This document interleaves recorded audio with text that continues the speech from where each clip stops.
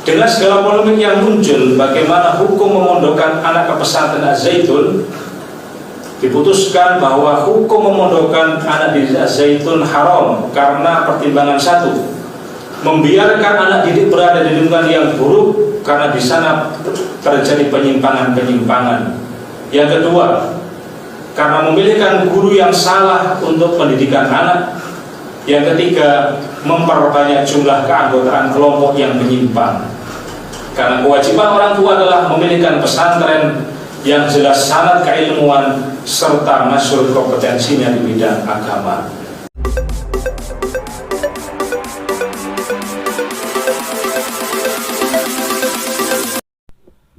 Assalamualaikum warahmatullahi wabarakatuh. Bismillah, alhamdulillah, wa la hawla wa la quwata illa billah. Asyhadu an la ilaha illallah wahdahu la syarikalah.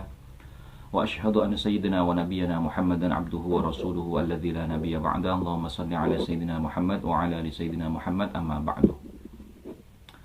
Para teman-temanku sekalian, para subscriber, para netizen yang budiman, mudah-mudahan kita senantiasa berada dalam keadaan sehat walafiat jasmani dan rohani, zahiran wa batinan. Mudah-mudahan dimudahkan segala urusan kita, dilancarkan rezeki kita, diberkahi hidup kita fid dunya wa dunya wal akhirah. Amin Allahumma amin. Baik teman-temanku sekalian, barusan kita telah menyimak pemaparan dari Lembaga Bahsul Masail PCNU Purwakarta.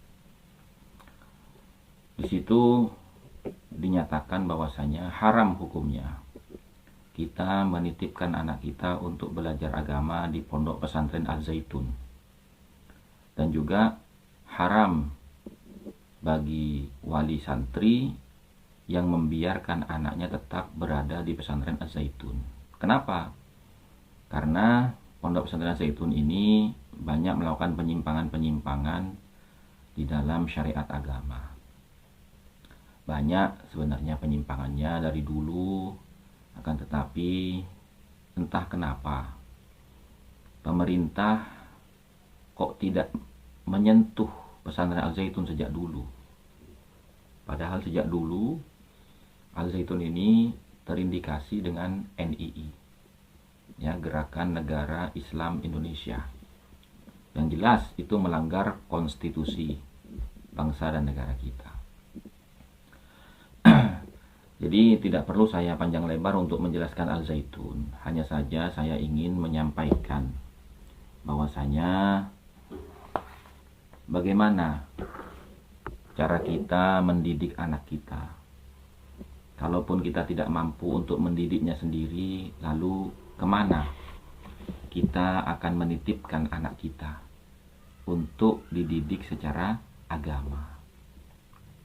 Oleh karena itu, kenapa selama ini saya sering menggembar-gemborkan bahwasanya sampean kalau mau cari guru, sampean kalau mau menitipkan anaknya untuk belajar, carilah guru yang punya pondok pesantren.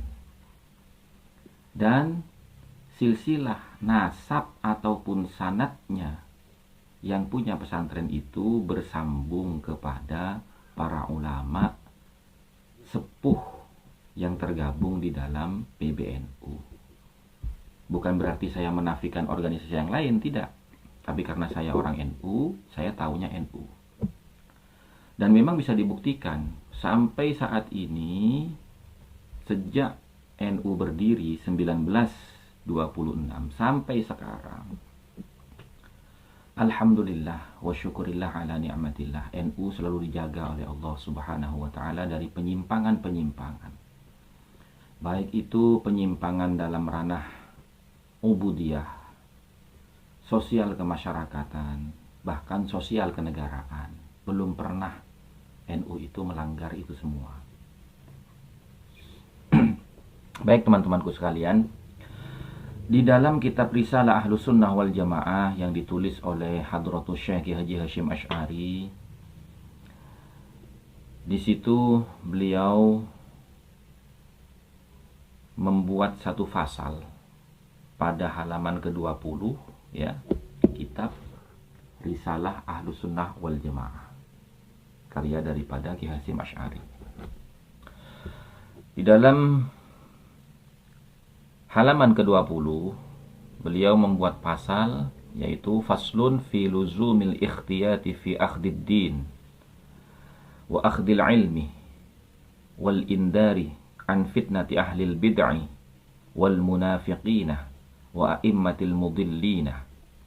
Ya, pasal ini menjelaskan tentang wajibnya berhati-hati di dalam mengambil sanad keilmuan agama dan mengambil sanad keilmuan, artinya berguru, wal indari, dan peringatan an fitnati ahlil bid'ah, dari fitnahnya orang-orang yang suka berbuat kebid'ahan, wal munafiqina, dan orang-orang munafik, wal a'immatil mudillina, dan para imam, tokoh-tokoh agama yang menyesatkan. Beliau mengutip sebuah hadis yang diriwayatkan dari Ibnu Asakir dari Imam Malik radhiyallahu anhu. La tahmilul ilmah an ahlil bid'ah. Jangan kamu itu mengambil pelajaran ilmu an ahlil bid'ah, dari orang yang berbuat bid'ah, orang yang suka berbuat bid'ah. Bid'ah itu apa sih? Bid'ah itu adalah sesuatu yang tidak pernah kita dengar, tidak pernah kita ketahui, dan tidak pernah kita lihat sumbernya.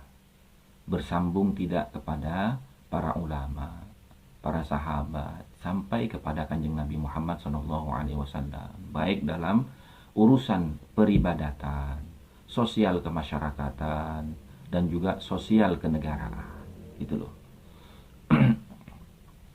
Wala tahmilhu amman lam yu'raf bit-talab, dan juga jangan mengambil sanad keilmuan dari orang yang tidak diketahui latar belakang pendidikannya. Dia dulu mondok di mana, berguru sama siapa, bagaimana ketika dia di pondok dulu. Apakah dia tergolong orang yang rajin belajar? Apakah dia tergolong orang yang jujur? Apakah tergolong dia itu orang yang amanah? Nah, itu penting, teman-teman. Yang terakhir, wala amman yakdzibu fil haditsin nas, dan juga jangan belajar ilmu, khususnya ilmu agama, dari orang yang suka berdusta ketika berbicara dengan orang banyak.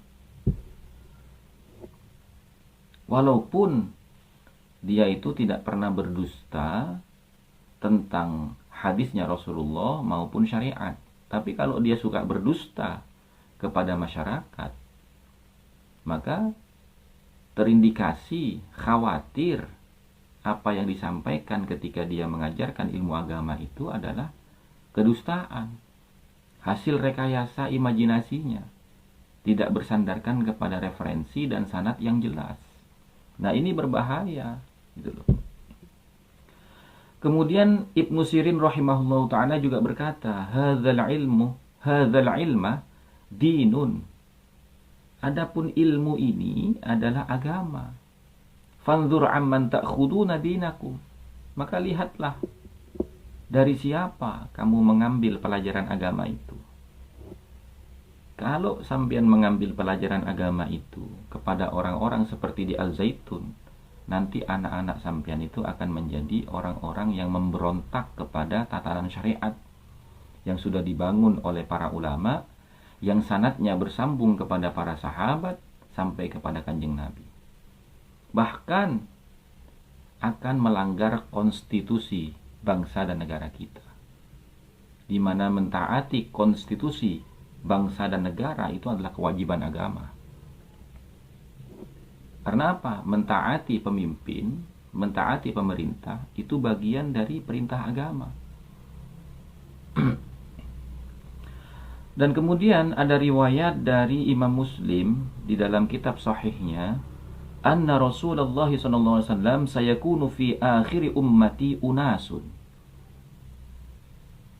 Akan ada pada akhir zaman sekelompok orang, ya, umat akhir zaman maksudnya, sekelompok manusia yuhadditsunakum, yang mereka itu berbicara kepada kalian, bercerita kepada kalian. Tentang apa? Ma lam tasma'u, akan apa lam tasma'u, yang tidak pernah sama sekali kalian dengar. Antum, baik Anda sendiri, wala aba'ukum, dan juga bapak-bapak kalian. Coba, mana pernah kita dengar dari orang-orang tua kita bahwasanya sholat berjamaah itu harus renggang, tidak harus merapatkan shaf, harus ada jarak? Kan tidak pernah, kecuali dalam masa-masa darurat, seperti ada wabah penyakit. Nah, itu darurat, dan banyak lagi yang lain. Yang mana syariat itu menganjurkan kita untuk menjaga jarak, gitu. Seperti corona kemarin, gitu. Dan apa pernah kita mendengar dari leluhur-leluhur kita, orang-orang tua kita, guru-guru kita, bahwasanya kalau kita berdoa jangan mengucapkan amin, tapi ucapkanlah alhamdulillah, karena kalau mengucapkan amin tidak akan diterima oleh Allah. Ini kan ajaran Al-Zaitun. Kenapa? Karena amin itu artinya mudah-mudahan engkau kabulkan ya Allah. Lah ini kan penyesatan akidah, penyelewengan makna. Padahal Kanjeng Nabi Muhammad SAW itu banyak hadisnya, yang mana beliau itu mengajarkan kepada kita ketika kita berdoa bersama-sama, kita mengucapkan amin, amin, amin, amin. Memang artinya mudah-mudahan Allah kabulkan. Kenapa? Justru kalimat amin itu bukan kita tidak percaya Allah akan mengabulkan doa kita seperti penjelasan Al-Zaitun. Justru itu adalah sikap ketawaduan kita, sikap ketawakalan kita, sikap qanaah kita, dan sikap baik sangka kita kepada Allah. Bahwasanya apa yang kita minta ini, Allah lah yang lebih tahu apakah pantas untuk kita dapatkan, apakah pas dengan apa yang kita butuhkan, apakah cocok dengan hidup kita. Kan Allah yang lebih tahu. Maka makna daripada amin itu adalah mudah-mudahan Allah mengabulkan yang terbaik dari doa-doa yang kita panjatkan. Khawatirnya di dalam rangkaian doa itu ada permohonan-permohonan yang tidak baik untuk diri kita. Hanya saja kita nggak sadar. Karena apa? Karena kita itu lemah, kurang akal. Makanya Allah berfirman, wa khuliqatil insanu dha'ifa. Nah, itu perlu difahami. Akan tetapi kalau orang-orang yang baru belajar, belum mengenal dunia tasawuf, dan hanya berdasarkan teksnya saja, memang masuk akal. Kalau kita mengucapkan amin, berarti seakan-akan kita nggak percaya dong kalau Allah itu mau mengabulkan doa kita. Kok pakai mudah-mudahan dikabulkan? Harusnya pakai alhamdulillah. Itu memang benar kalau orang yang baru belajar, belum pernah mengenal dunia tasawuf, dan hanya fokus kepada teksnya saja, tapi tidak fokus kepada makna yang terkandung di dalam lafaz amin. Dan juga Rasulullah SAW dari Abu Hurairah itu juga bersabda, yakunu fi akhir zaman, akan ada pada akhir zaman itu dajjaluna, dajjal-dajjal, kadzabuna,